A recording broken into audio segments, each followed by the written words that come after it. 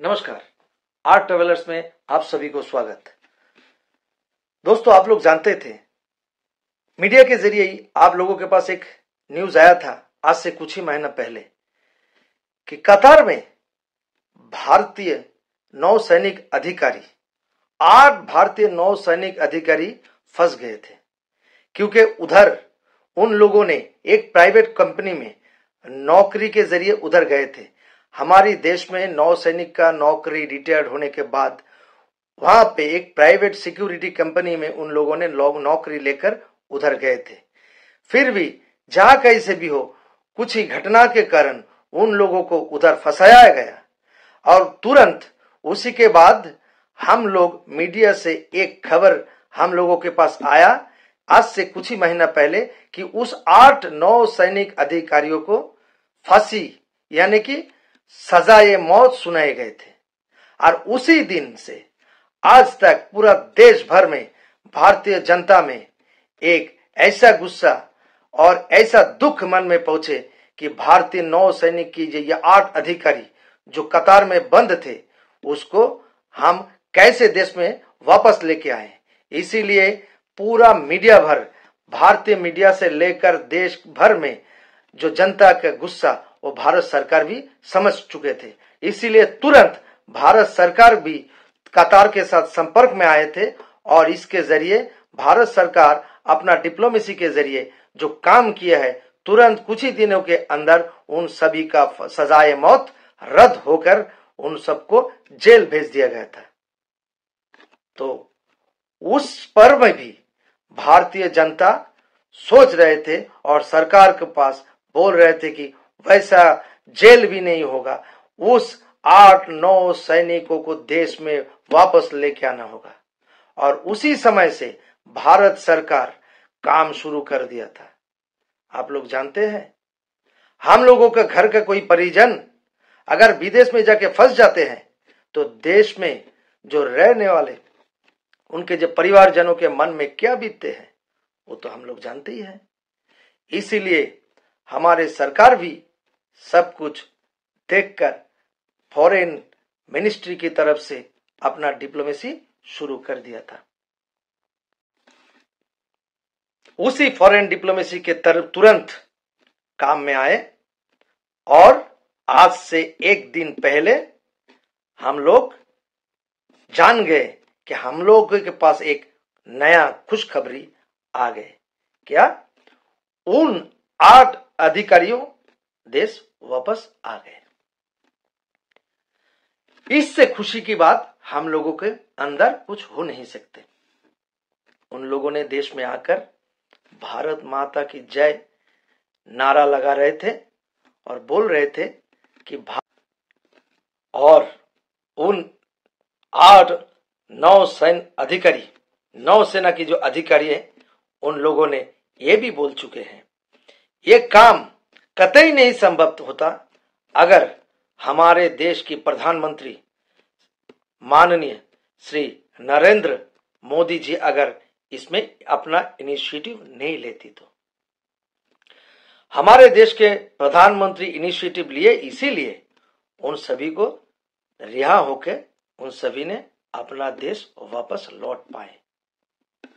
और इस खबर को सुनते कतार से भारत अपना देश के जो आदिवासी हैं, अपना देशवासी जो उधर फंस गए थे उनको जो छुड़ा के लाए, इस खबर सुनकर पाकिस्तान में मातम मच गया। पाक मीडिया का क्या रिएक्शन है? पाक मीडिया अपना रिएक्शन शुरू कर दिया। उन लोगों का रिएक्शन आप आज मेरा ये आर्ट ट्रेवलर्स के ब्लॉग में देख पाएंगे। देखते रहिए आर्ट ट्रेवलर्स। नमस्कार। भारत की 8 पूर्व नौसेनाधिकारी जो कतर में बंदी थे वो फिलहाल लौट चुके हैं। वो धीरे धीरे निकल के आ रहे हैं, आप देख पा रहे हैं। हम आज आप लोगों के सामने खड़े नहीं हो पाते अगर भारत सरकार पूरा दम से हम लोगों को उधर से छुड़ा के नहीं लेके आता। इसका पूरा श्रेय प्रधानमंत्री की तरफ जाते हैं। हिप हिप हुर्रे, भारत सरकार hip hip hurray. Hippie hooray Bharat सरकार। भारत माता की जय, भारत माता की जय। 22 दिसंबर को वहाँ के जो कोर्ट ऑफ अपील है उन्होंने एक जजमेंट दिया। उसके तत्पश्चात हम लोगों ने एक प्रेस रिलीज निकाली जिसपे हम लोगों ने बताया था आपको कि उनका जो डेथ सेंटेंस है, मृत्यु दंड है, उसको हटा के प्रिजन सेंटेंसेस कर दिया गया है। अब हमारे पास जो हमारी लीगल टीम है, हमारे पास नहीं, जो लीगल टीम है उनके पास वो कोर्ट का ऑर्डर है। वो जो कोर्ट ऑर्डर है वो एक कॉन्फिडेंशियल डॉक्यूमेंट है। तो लेकिन इतना मैं कह सकता हूँ कि कंफर्म कर सकता हूँ कि उन सब का जो सेंटेंसेस है, वेरिंग सेंटेंसेस मिला है, अलग अलग अवधि का सेंटेंस मिला है और डेथ पेनल्टी खत्म हो गया। जहाँ तक आगे मसले की बात है, 60 दिन का समय है जब इस मसले को अपील किया सकता है कोर्ट ऑफ कैसेशन में, जो कि कतर की सबसे ऊंचा वहाँ का कोर्ट है। इस मुद्दे पर हमारे जो लीगल टीम है वो काम कर रही है और हम लोग भी परिवार के साथ और लीगल टीम के साथ इस विषय पर बात कर रहे हैं, जुड़े हुए हैं और आगे देखते हैं कि क्या होगा। मोदी जी हैं तो मुमकिन है, ये तो खैर पाकिस्तान में भी बहुत से लोग कहते हैं कि, लेकिन ये तो मोदी जी ने जैसे कहते हैं चमत्कार ही दिखा दिया कि एकदम आप समझे उनको डेथ पेनल्टी मिली थी और उधर से वो अब भारत भी पहुंच चुके हैं। वो मोदी जी को प्लस पॉइंट दे देगी इलेक्शंस के दौरान कि, लेकिन ये तो मोदी जी ने जैसे कहते हैं चमत्कार ही दिखा दिया। ये सारा श्रेय यदि किसी को जाता है तो वो श्री प्रधानमंत्री श्री नरेंद्र मोदी जी को जाता है। इसमें एक बिकॉज देखिए ये राजा के द्वारा किया गया एक्ट है। ये जो कतर है ये कोई डेमोक्रेसी नहीं है कि वो किसी फॉरेन मिनिस्टर के कहने पे सुन लेंगे। This is king to king talking. बहुत बड़ा कॉन्ट्रैक्ट उनको दिया है, 2048 तक अपना गैस इंपोर्ट करेंगे वहां से और उसकी वैल्यू $78 बिलियन होगी। अब $78 बिलियन का ट्रेड आपने देना हो, 2048 तक का कॉन्ट्रैक्ट देना हो, तो फिर आप उनके कैदी रख सकते हैं, आप उनको पकड़ सकते हैं।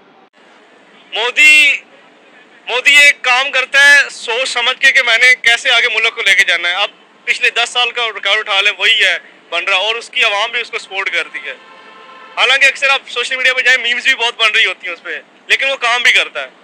हमारे सियासतदानों को भी सोचना चाहिए कि हम भी कुछ अच्छा करें। इस कतर की क्या मजाल है कि चैलेंज भारत को करें। जो काम करेगा उसका टर्नओवर आएगा ना। देखिए उनकी आवाम भी अच्छी, उनकी आवाम को शऊर आ गया है। उनकी साइंटिफिक अचीवमेंट्स का, उनके कंट्री के अंदर लॉ एंड ऑर्डर का बेहतर होना, चाइना का नीचे जाना और ओबामा की वीक फॉरेन पॉलिसी को जब मैं देखता हूं तो मुझे इंडिया बहुत स्ट्रॉन्ग नजर आता है, बहुत स्ट्रॉन्ग। इंडिया को पहले जवाब देना पड़ेगा हमें। तो उन्होंने पूरी दुनिया को ये तासर दिया है कि अपने बंदों को ऐसे नहीं छोड़ते। यहाँ तो हकदार को भी छोड़ देते हैं, मुजरम को भी छोड़ देते हैं, किसी को भी पकड़ते नहीं है। तो ये बहुत बड़ी इंडिया की जीत है और मतलब है कि उन्होंने पैगाम दिया है हमें कि आपने आफिया सिद्दीकी के साथ क्या किया हुआ है। तो देखें मोदी वैसे बढ़ के नहीं मारता,